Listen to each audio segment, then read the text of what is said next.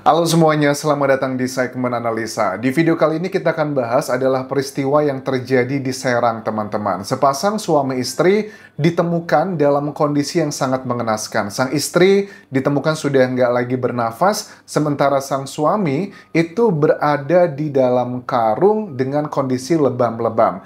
Ada beberapa hal yang janggal sepertinya karena kalau aku lihat dari beberapa keterangan di sini misalnya ada pengacara dari korban ya yang bilang bahwa dugaan sangat kuat ini adalah perampokan dan banyak masyarakat yang berpikir kenapa punya pengacara begitu ya? Karena kan mereka korban begitu.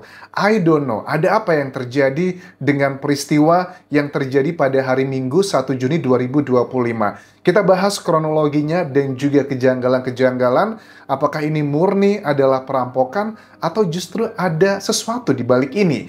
Kejadiannya di perumahan Puri Anggrek, Kecamatan Walantaka, Kota Serang. Dan pada hari Minggu 1 Juni 2025, sepasang suami istri memiliki dua orang anak ya. Yang pertama suaminya adalah Wadison Pasaribu usia 37 tahun dan Petri Sihombing usia 35 tahun. Nah, Wadison Pasaribu ini bekerjanya sebagai kayak marketing atau pekerja di sebuah koperasi atau masyarakat setempat itu memanggilnya adalah bank keliling. Dan masyarakat sekitar bilang Wadison ini jarang pulang ke rumahnya yang berada di Serang, tetapi dia berada di kota yang berbeda karena urusan pekerjaan.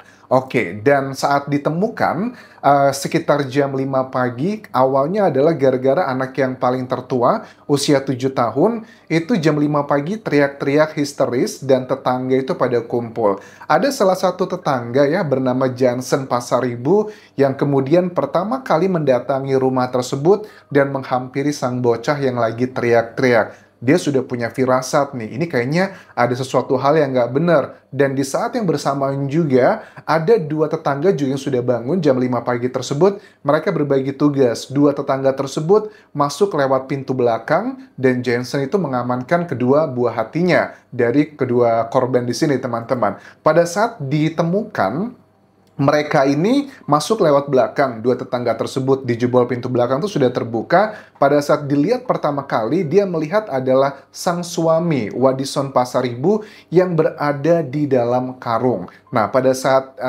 melihat di dalam karung, pertama dibuka, pas dibuka, dilihat tangannya, tapi tangannya sudah kaku. Kemudian tetangga ini Johnson bilang jangan dipegang, begitu biarin aja. Karena takutnya kalau memang sudah tidak bernafas, sudah tidak lagi ada di dunia ini, takutnya malah nanti jejak-jejak dari pelaku sebenarnya itu bakal terhapus oleh jejak-jejak orang yang berusaha menyelamatkan. Tetapi nggak lama dari itu, Jensen dan tetangga itu masih melihat pergerakan dari Wadison dan akhirnya oh masih hidup nih, ya udah langsung dibawa ke rumah sakit terdekat. Kondisinya sekarang sudah membaik, bahkan waktu pemakaman istrinya juga sudah hadir, teman-teman. Nah, kondisi yang memprihatinkan berbeda adalah ditemukan ke Petri Sihombing yang usianya 35 tahun. Pada saat ditemukan, istrinya ini udah nggak lagi bernafas dengan kondisi katanya tangannya itu diikat ke belakang, terus juga kondisinya tengkurap dan berada di atas kasur. Oke, adalah hal yang cukup unik pada saat aku lihat keterangan tidak ditemukan kayak bekas kayak benda-benda tajam. Semuanya itu benda tumpul. Ini dari sudut pandang orang awam yang merupakan para tetangga yang pertama kali melihatnya. Tapi sudut pandang ini juga harus kita consider karena kan kalau luka tajam itu kan hal yang bisa terlihat secara kasat mata. Kecuali kalau luka-luka dalam kan memang nggak bisa kita lihat. Memang belum ada keterangan resmi dari pihak penyidik terkait dengan hasil otopsinya. Kita pengen tahu sebenarnya, ini penting loh untuk hasil otopsi ini untuk dilakukan. Aku nggak tahu apakah sudah dilakukan atau tidak, karena untuk mengetahui mengenai penyebab dan juga waktu kepergian dari korban. Karena yang meninggalkan adalah Petri Sihombing tersebut. Kemudian juga ada beberapa hal yang disampaikan dari Kapolresta Serang, Kombes Pol Yuda Satria. Dugaannya ini adalah terkait dengan perampokan, karena ada beberapa indikasi. Pertama, ada pintu belakang rumah TKP itu yang dijebol. Kemudian engsel pintunya rusak dan diduga pelakunya lebih dari satu orang. Kemudian juga sehari-hari dari kedua korban ini memang tidak ada keributan dari para tetangga, tetapi memang sang suami itu bekerja di koperasi simpan pinjam atau bank keliling yang sehari-hari memang dia berada di kawasan Bayah. Dan dengan Serang lokasinya cukup jauh dan paling pulangnya adalah seminggu sekali. Ini kejadiannya di hari Minggu, tanggal 1 Juni 2025. Jadi memang ritmenya seperti itu, weekend itu pulang. Tetapi yang uniknya adalah pengacara dari korban. Ini adalah Tony Lembas Pasaribu yang mengatakan bahwa ada beberapa barang yang hilang di rumahnya seperti emas, uang, dan juga dompet yang diambil pelaku dugaannya. Mereka ini katanya mau merampok dan ketahuan, makanya sampai setega itu. Kondisi suami atau suami dari korban tuh sudah membaik, tapi masih ada lebam-lebam dan istri dimakamkan di Kecamatan Taktakan, Kota Serang. Kita pengen tahu lebih detail adalah kronologi dari sang suami itu, bagaimana ceritanya dia bisa dimasukkan ke dalam karung. Karena gini ya, biasanya nih teman-teman, pada umumnya kan yang melakukan perlawanan lebih kuat itu adalah seorang pria. Tapi kenapa kok yang dihabisi adalah sang wanita? Ini juga ngebuat kita bertanya-tanya, apakah sang istri ini mendiang, dia yang melakukan perlawanan, kemudian dihabisi? Karena kan kondisinya berbeda. I'm so sorry ya, please aku agak sedikit menemukan beberapa hal yang unik di sini. Kondisi sang istri kan diikat tangannya di atas kasur, kemudian tertelungkup. Kondisinya itu sulit banget untuk melakukan perlawanan, tetapi masih terus dibegitukan. Kita pengen tahu juga apakah ada peristiwa-peristiwa yang mohon maaf, yang berhubungan dengan begituan, yang juga dilakukan oleh pelaku ke korban. Kalau aku lihat sih sepertinya tidak ada ya, secara keterangan dari pihak kepolisian, hanya diikat seperti itu. Terus juga sang suami dimasukkan ke dalam karung. Ini juga ngebuat kita penasaran, bukankah kalau dimasukkan ke dalam karung, tidak begitu sulit ya untuk bisa melepaskan diri? Si pelaku ini unik gitu loh, kenapa dia justru malah memasukkan sang suami yang ke dalam karung, yang pria, yang kondisi kekuatannya akan jauh lebih tinggi dibandingkan sang wanita. Ada apa ini? Ada beberapa dugaan-dugaan kecurigaan netizen. Apakah ini pure adalah kondisinya adalah motifnya karena perampokan, atau ada motif-motif nggak tahu nih, misalnya ya hal-hal yang tidak diinginkan.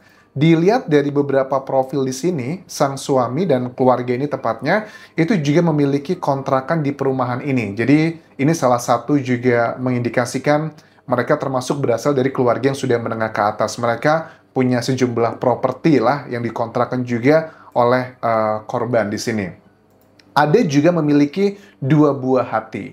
Nah, apakah ini pure adalah motifnya karena perampokan atau ada yang lainnya? Plus juga dikatakan di sini tidak ada luka-luka dari senjata tajam. Sajamnya tidak ada di sini, hanya rata-rata adalah benda tumpul. Apakah ini adalah mengindikasikan orang yang melakukan ini tuh nggak sekedar cuman karena pengen mendapatkan hartanya aja, tapi pengen juga melampiaskan kekesalannya? Biasanya ya, kalau orang yang pure murni hanya untuk mendapatkan harta seseorang, pada umumnya kan akan membawa senjata tajam agar bisa lebih efisien gitu. Tetapi ini kan tidak, lebih menggunakan benda tumpul dan ini ngebuat mereka itu begitu kesakitan.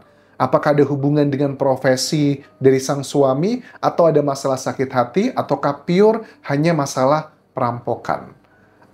Dari beberapa keterangan di sini sih aku melihat bahwa dari pihak kuasa hukumnya korban kan ya, yang sudah ada di sini bilang bahwa sudah ketahuan gitu loh, makanya dihabisi begitu. Kalaupun memang betul itu adalah motifnya pure seperti itu, kita pengen tahu berapakah jumlah emas, uang, dan juga dompet yang diambil. Kalau nilainya dalam tanda kutip tidak terlalu besar, kok bisa sudah merencanakan sebegitu dalamnya? Si pelaku ini sudah mengetahui lokasi TKP, teman-teman. Karena apa ya? Kan rumahnya ini bukan rumah yang jauh dari para tetangga. Rumahnya cukup berdekat-dekatan. Bahkan waktu dikasih tahu sama penyidik, ada bagian rumah belakang yang jebol.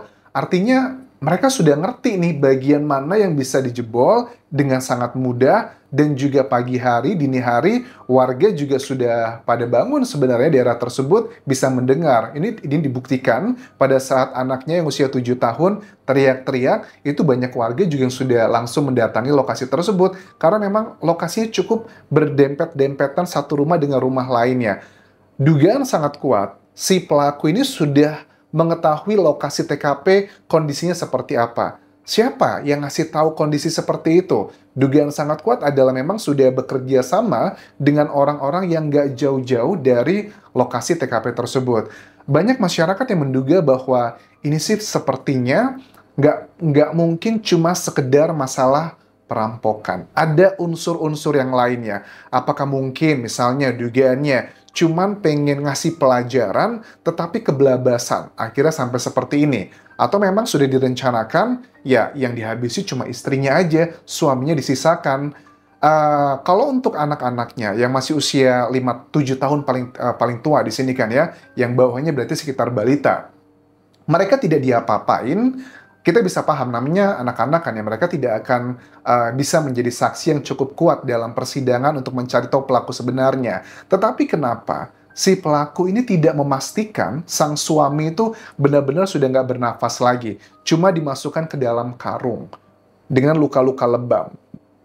Ini adalah hal yang cukup ganjil sebenarnya. Apakah waktu sang putra itu teriak-teriak sudah dimasukkan semua atau seperti apa? Ini bisa dijawab dengan otopsi adalah mengenai waktu kepergian. Sudah nggak lagi bernafas sang istrinya. Kalau seandainya ditemukan bahwa, oh ternyata Petri Sihombing mendiang ini sudah nggak lagi bernafas, itu sekitar 3 jam sebelum ditemukan. Ditemukan kan sekitar jam 5 pagi kan ya. Artinya 3 jam, mungkin jam 2 pagi dia sudah nggak bernafas lagi. Nah ini akan ngebantu untuk meng-cross-check dengan kronologi yang akan disampaikan dari sang suami nanti. Misalnya sang suami bilang bahwa, oh saat itu saya lihat perampoknya itu masuk sekitar jam 1 pagi. Istri saya dibegitukan A, B, C, dan D jam sekian-sekian-sekian. Kalau ternyata nggak cocok sama waktu kepergian dari sang mendiang, Petri Sihombing, ini bisa menjadi salah satu petunjuk. Apakah pure masalah seperti itu atau ada indikasi-indikasi yang lainnya? Dengan segala hormat, tentunya kita juga pengen mencari keadilan untuk Petri Sihombing juga. Karena yang hilang ini kan barang-barang kecil ya. Maksudnya dalam tanda kutip adalah kecil kayak emas, uang, dompet. Biasanya kenapa nggak diambil barang-barang yang lebih banyak kalau memang fokusnya pengen melakukan perampokan? Oke. Petunjuk-petunjuknya menurut aku ini harus benar-benar diteliti oleh penyidik di Polres Serang, karena ada beberapa kejanggalan yang suka nggak suka ngebuat masyarakat masih berpikir apakah murni perampokan atau ada unsur yang lain. Terima kasih sudah menonton. Sampai ketemu lagi di video berikutnya. Tinggalkan like dan juga komen, subscribe channel YouTube ini, follow Instagram, Facebook pageku, dan juga akun TikTok Dian Jasa Asmara. Sampai jumpa.